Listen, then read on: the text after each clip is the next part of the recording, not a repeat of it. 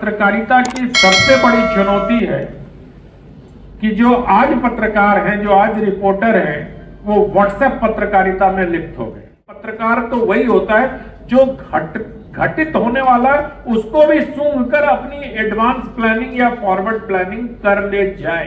नारद एक पत्रकार के तौर पर अगर हम देखें, उनको संवाददाता या संदेशवाहक के तौर पर देखें, तो उनमें अभिमान बिल्कुल नहीं। आप उनके पूरे चरित्र का देख लीजिए, कहीं भी उनको कोई कुछ कहता था अभिमान नहीं था, लेकिन स्वाभिमान था उनके। वरिष्ठ पत्रकार अनंत विजय ने कहा कि पत्रकारिता का उद्देश्य केवल सूचना देना नहीं, बल्कि जन भावनाओं को स्वर देना और समाज तथा राष्ट्रहित से जुड़ी बातों को उजागर करना होना चाहिए। उन्होंने कहा कि पत्रकार को निष्पक्ष नहीं, तटस्थ रहकर बिना किसी दबाव, भेदभाव और प्रभाव के जिम्मेदार एवं सकारात्मक पत्रकारिता करनी चाहिए। वे ग्वालियर के बाल भवन में मामा माणिकचंद वाजपेयी स्मृति सेवा न्यास द्वारा आयोजित आद्य पत्रकार देवर्षि नारद जयंती पत्रकारिता सम्मान एवं संवाद कार्यक्रम में मुख्य वक्ता के रूप में संबोधित कर रहे थे। उन्होंने कहा कि आज की पत्रकारिता टीआरपी की दौड़ में भटक गई है, जिससे पत्रकारिता की साख को आघात पहुंचा है।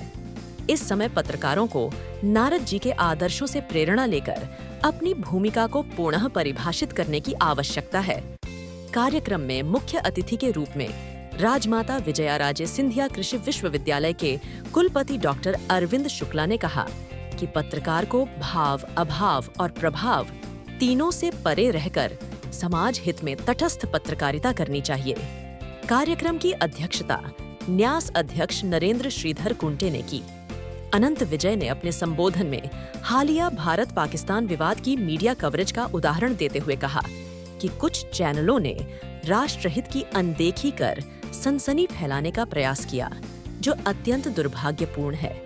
उन्होंने पत्रकारों से नारद सूत्र ग्रंथ पढ़ने का आग्रह करते हुए कहा कि पत्रकार अपनी भाषा को समृद्ध करें और शब्दों की संवेदनशीलता को समझें। कार्यक्रम की शुरुआत दीप प्रज्वलन एवं कथक कला केंद्र की छात्राओं द्वारा प्रस्तुत मनोहारी गणेश वंदना से हुई।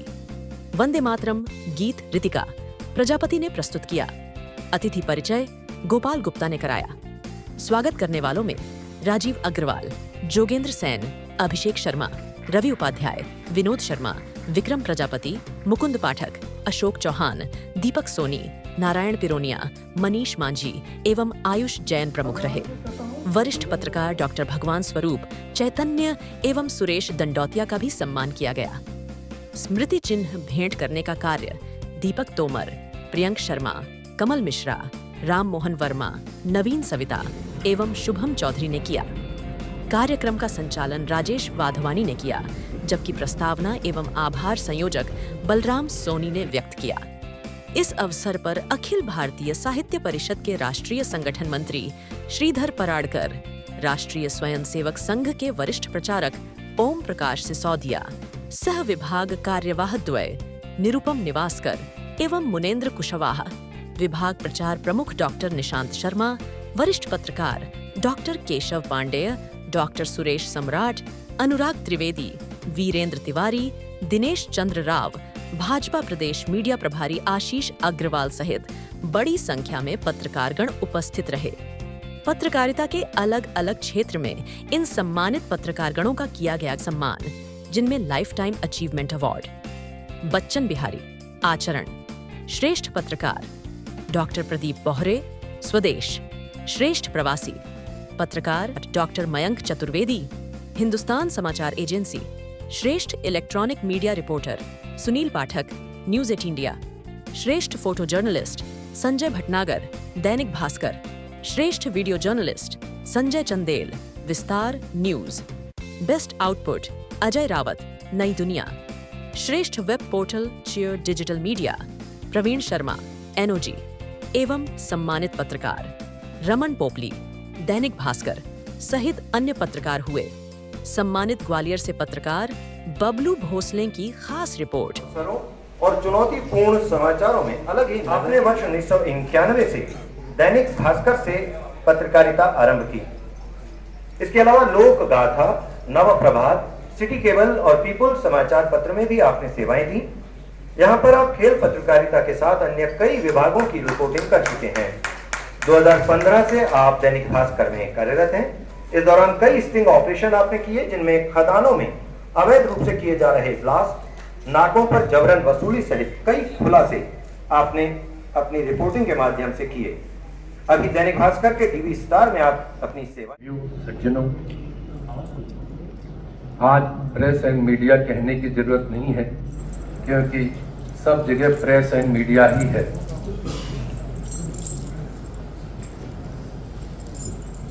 मुझे जब इस कार्यक्रम के बारे में आमंत्रित किया गया और बताया गया कि ये कार्यक्रम देवर्ष नारद जी की जयंती के रूप में मनाया जाता है, तो मेरे दिमाग में 2-3 सवाल आए और मैंने पूछा कि आम जनता जो नारद जी की सकारात्मक सृजनात्मक पत्रकारिता के संबंध में नहीं जानते हैं, जो उनसे अवगत नहीं है, वो ये समझते हैं कि नारद जी तो समाज में लड़ाई लड़ाने का काम करते थे। लेकिन ये कार्यक्रम जब नारद जी के नाम पे है, तो इसका मतलब हम लोग कहीं न कहीं नारद जी द्वारा जो संवाद स्थापित किया गया, जो पत्रकारिता की गई, मुझे लगता है कि वो हमारे सृष्टि के पहले पत्रकार रहे, पहले संवाददाता थे और अधिकतर उन्होंने भगवान के संवाद को अन्य लोगों तक पहुंचाया। इसीलिए उनको भागवत संवाददाता भी कहते हैं। ये जो भ्रांति फैली हुई है समाज में कि वो लड़ाई का काम करते थे, उसको दूर करने की जरूरत है, क्योंकि शायद जितनी सृजनात्मक पत्रकारिता और खबरों को, सटीक खबरों को एक स्थान से दूसरे स्थान को बिना किसी भेदभाव के ले जाने का काम किया है, वो नारद जी ने ही किया है। यदि हम पूर्ण रूप से उनके विचारों को समझ लेंगे तो निश्चित रूप से हमारी पत्रकारिता में एक बड़ा सुधार आएगा। मुख्य रूप से समाज जो है पत्रकारिता का मतलब समझता है सूचनाओं का आदान प्रदान, एक स्थान से दूसरे स्थान या कहां क्या हो रहा है उसको बताना। लेकिन ऐसा बिल्कुल नहीं है। जो पत्रकार हैं वो भी जानते हैं और समाज में ये बताने की जरूरत है कि आज समाज को शिक्षित करना सबसे बड़ी जिम्मेदारी पत्रकारों की है। समाज में भ्रष्टाचार को खत्म करना सबसे बड़ी जिम्मेदारी पत्रकारों की है। आप देखें, नारद जी कई बार जिनकी हमेशा गुणगान करते थे, यदि सही वक्त आया, ऐसा वक्त आया जब न्याय का वक्त आया, तो उन्होंने अपने भगवान विष्णु का भी विरोध किया।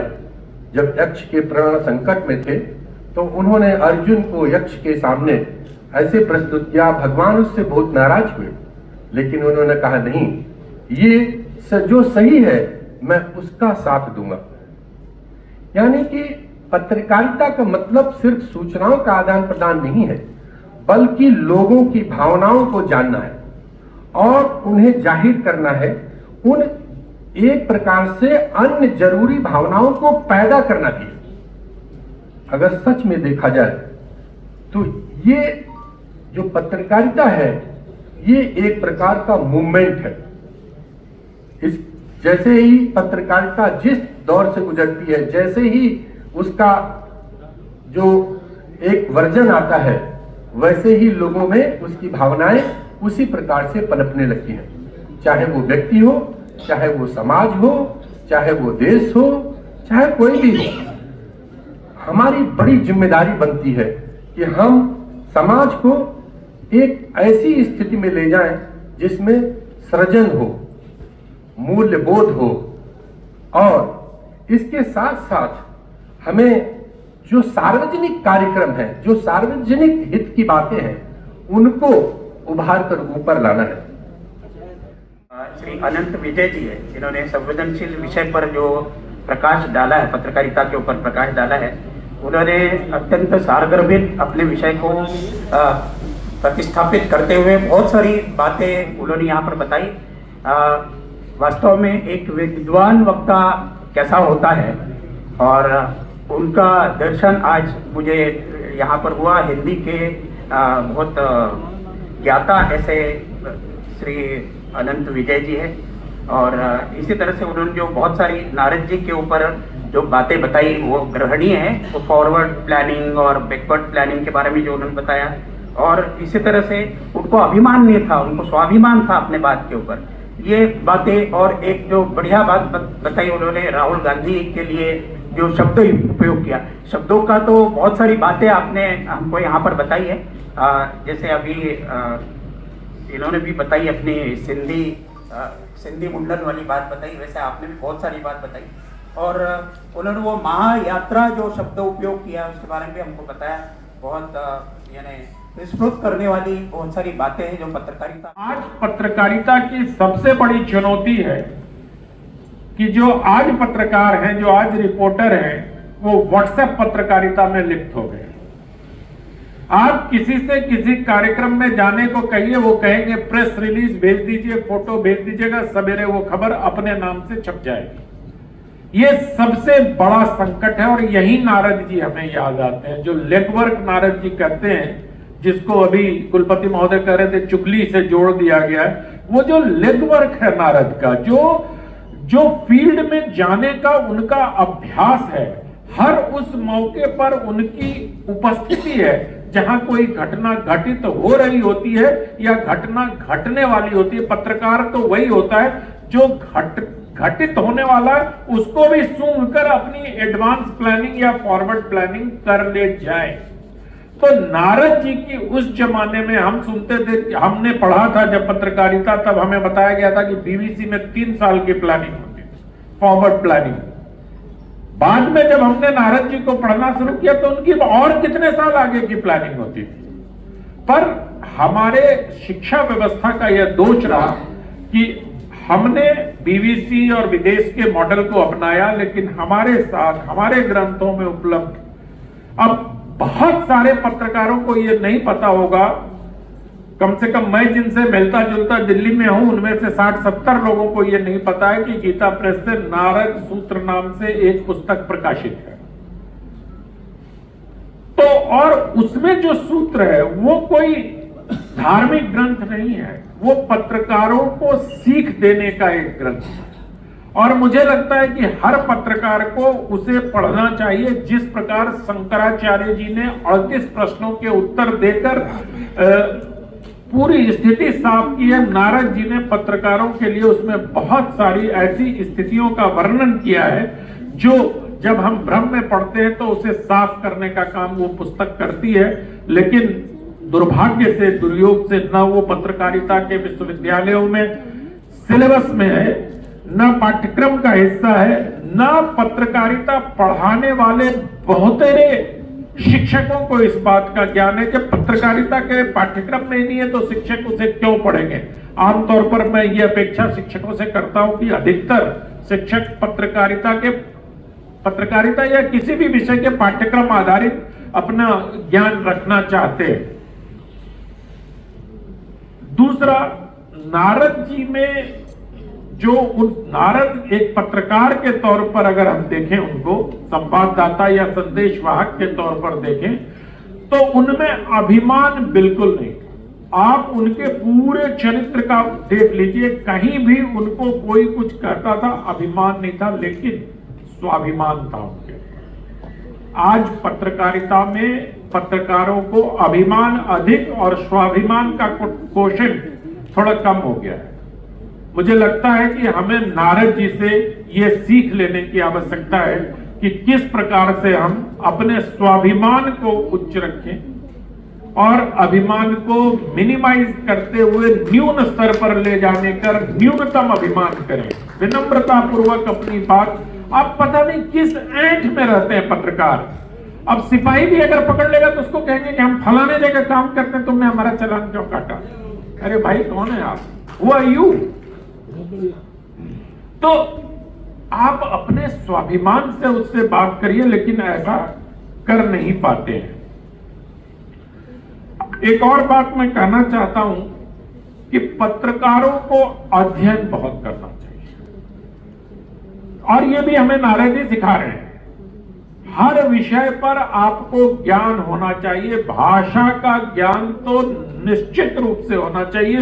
मैं एक किस्सा सुनाता हूं। मैं प्रिंट से टेलीविजन में गया था और फिर टेलीविजन से प्रिंट में आया। मैं एक टेलीविजन चैनल में काम करता था। हमारे संपादक जी एंकर थे। अभी कुलपति महोदय कह रहे थे डॉक्टर इंजीनियर बनना चाहता है सर, आजकल लोग एंकर भी बनना चाहते हैं, क्योंकि एंकर दिखता है लोगों को। तो कांग्रेस पार्टी की एक यात्रा शुरू होने वाली थी। कांग्रेस पार्टी ने बड़ी प्रेस कॉन्फ्रेंस की और उन्होंने कहा राहुल जी महायात्रा पर जाएंगे। प्रेस रिलीज में भी यही शब्द लिख के आया कि राहुल गांधी की महायात्रा आरंभ होने वाली है।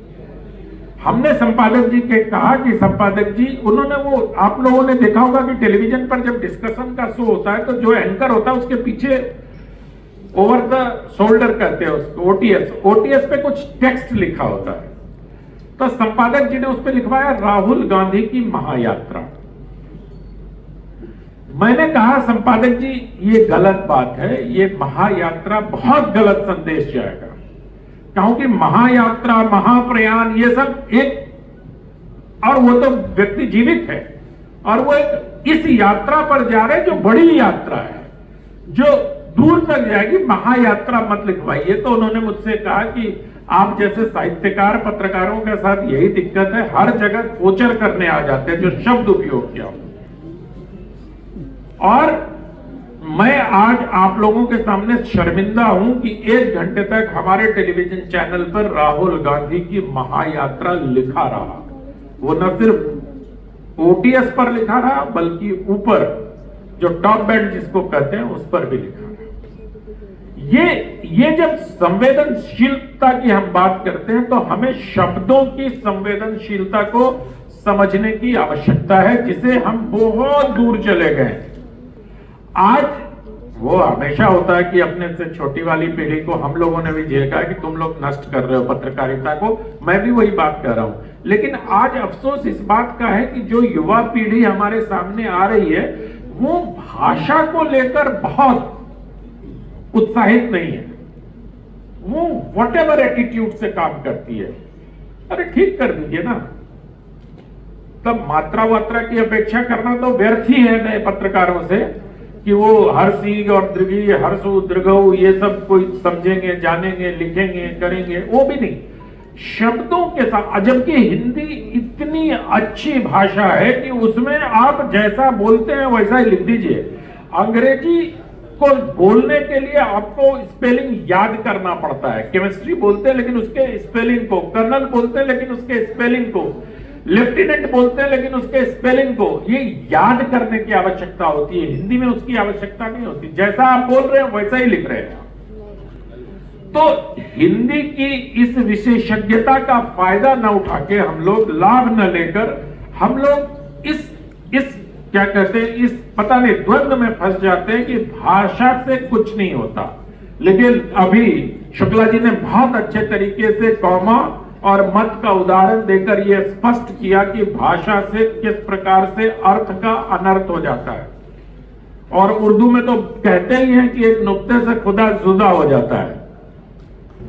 तो मैं ये कह रहा हूं कि पत्रकारों के लिए ये बहुत आवश्यक है, और ये मैं स्वयं पर लागू करता हूं कि 28-29 साल पत्रकारिता करने के बाद भी मुझे लगता है कि शब्दों के मामले में मैं बहुत विपन्न हूं। आप लोग ये बहुत सुनते होंगे, ये यार बहुत संस्कृत निष्ठ शब्द है, ये तत्सम शब्द है, बोलचाल की भाषा में लिखा करो। और कवियों ने इसमें और आग में घी डाला, जैसा तू बोलता है वैसा तू लिख, उससे भी बड़ा बन के दिख, आदि आदि लिख के। तो मैं ये कहना चाहता हूं कि शब्द कोई कठिन या शब्द कोई संस्कृत निष्ठ नहीं होते हैं। शब्द परिचित या अपरिचित होते हैं।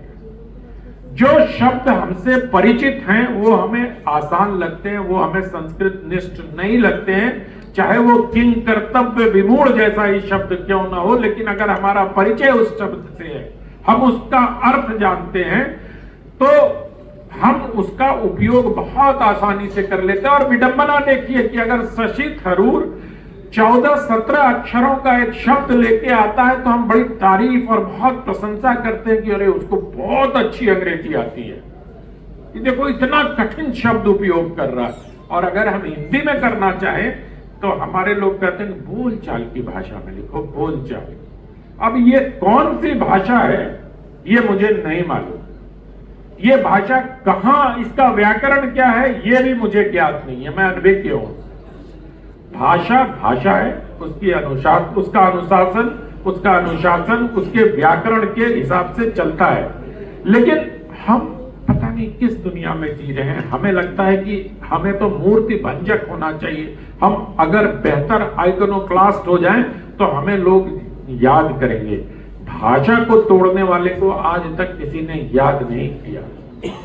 कबीर को भी महावीर हजारी प्रसाद द्विवेदी ने भाषा का डिक्टेटर जरूर कहा, लेकिन कबीर को भाषा के लिए याद किया जाता हो ऐसा मुझे कहीं सुनने को नहीं मिला। उनकी कविता के लिए, उनके जो भी वो पंक्तियों के लिए उनको याद किया जाता रहा। लेकिन अगर भाषा की बात होती है तो पंडित किशोरीदास वाजपेयी जी याद आते हैं लोग। तो मुझे लगता है कि पत्रकारों को भाषा पर स्पष्ट रूप से काम करना चाहिए और अध्ययनशीलता से, जैसे अब मैं फिल्म से जुड़ा हुआ व्यक्ति हूं, एक उदाहरण देता हूं आप लोगों को, थोड़ा बोझिल हो गया तो मैं फिल्म ले आता हूं बीच में जानबूझ करके, थोड़ा आप लोग भी आनंद आएगा आप लोगों को। मदर इंडिया फिल्म बहुत सारे लोगों ने देखी होगी। मदर इंडिया देखी है किसी ने? मदर इंडिया का पहला फ्रेम किसी को याद है? महबूब खान की फिल्म है। पहला फ्रेम कम्युनिस्ट पार्टी का जो निशान है, हसिया और हथौड़ा, वो आता है पहला फ्रेम। फिर से देखिएगा, यूट्यूब पर उपलब्ध है। और मैं जो बात कर रहा हूं उसके बाद फिल्म को देखिएगा तो उस फिल्म का एक अलग अर्थ आपके सामने खुलेगा। मुझे भी 20 साल बाद ये फिल्म समझ में आई कि इस फिल्म में दरअसल इसका निर्देशक या निर्माता कहना क्या चाहता है। और फिल्म का आखिरी दृश्य बहुत सारे लोगों ने, जिन्होंने देखा होगा उनको याद होगा, नरगिस अपने पुत्र को गोली मार देती है। गोली मारने के बाद वो खेत में गिरते हैं। खेत में गिरने के बाद उनका खून पूरे खेत में फैलता है और पूरा पर्दा लाल हो जाता है। अब इस लाल होने को पहले फ्रेम से जोड़कर देखने की आवश्यकता है कि किस प्रकार से कम्युनिस्ट पार्टी के निशान हसिया हथौड़ा से लेके और एक इस प्रकार से जोड़ा गया कि एक पूरा नैरेटिव खड़ा होता है बगैर कुछ कहे। कम्युनिस्ट पार्टी के जो सिद्धांतकार हैं वो कहते हैं न्याय या सत्ता बंदूक की नली से निकलती है, और इस फिल्म में नरगिस ने बंदूक से न्याय किया है, गोली से न्याय किया है। क्या ये, अगर हम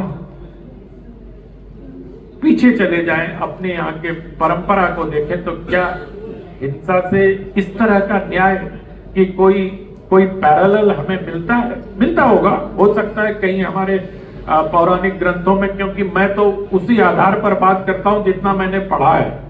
मेरा मानना है ज्ञान बहुत सीमित होता है और ज्ञान तो असीमित है, तो मैं अपने सीमित ज्ञान के आधार पर ही बात आप लोगों से कर रहा हूं।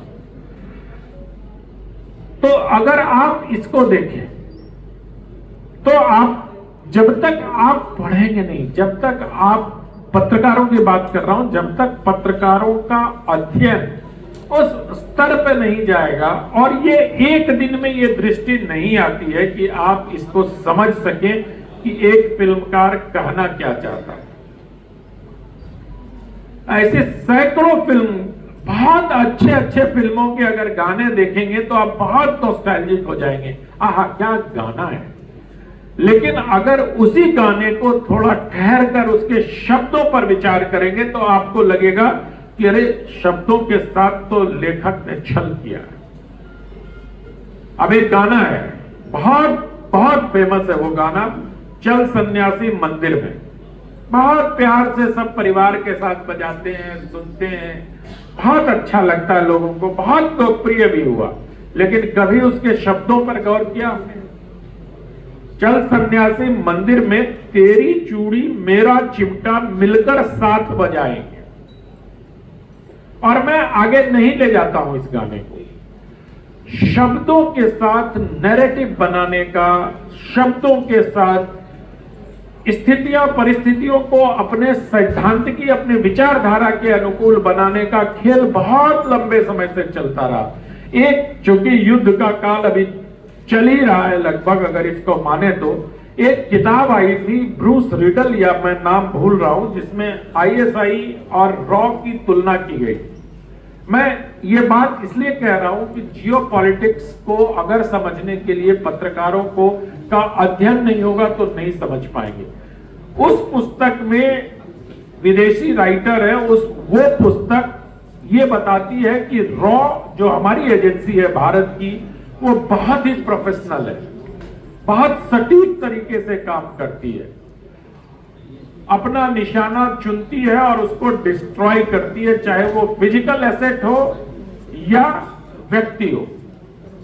दूसरी तरफ वही किताब हमें यह बताती है कि आईएसआई बड़ी लचर संस्था है, उसको मतलब बहुत अनप्रोफेशनल है, मूल्यों का उस पर जोर है, और हम पढ़ के बहुत आनंदित हो जाते हैं। हमें ये मालूम ही नहीं चलता कि दरअसल ये पुस्तक आईएसआई ने कमीशन करके उनसे लिखवाई है, और पूरे दुनिया में ये बताया गया उस किताब के माध्यम से कि रॉ के अधिकारी दूसरे देश में घुसकर अपने देश के दुश्मनों को खत्म करते हैं। इस पुस्तक का परिणाम हम सबके सामने है, और हम सब लोग ये सुनते हैं और बहुत खुश होते हैं और कहते हैं ये नया भारत है, घर में घुस के मारेगा। ये नया भारत है। आप सब लोगों ने सुना होगा कि अननोन पर्सन ने पाकिस्तान में फलाना अपराधी को उड़ा दिया। ये जो अननोन पर्सन की मिस्ट्री है, दरअसल ये आईएसआई का एक फ्लॉ है, आईएसआई का षड्यंत्र है, जो उस किताब के माध्यम से पूरी दुनिया में इस नैरेटिव को फैलाया गया। और ये जो जियोपॉलिटिक्स चल रही है, इसको समझने के लिए पत्रकारों को निरंतर अपने आसपास घट रही घटनाओं, और अब तो एक ऐसा हमारे पास इंटरनेट नामक या मोबाइल नामक यंत्र है जो आपको हमेशा अपडेट रख सकता है। नतीजा क्या हुआ?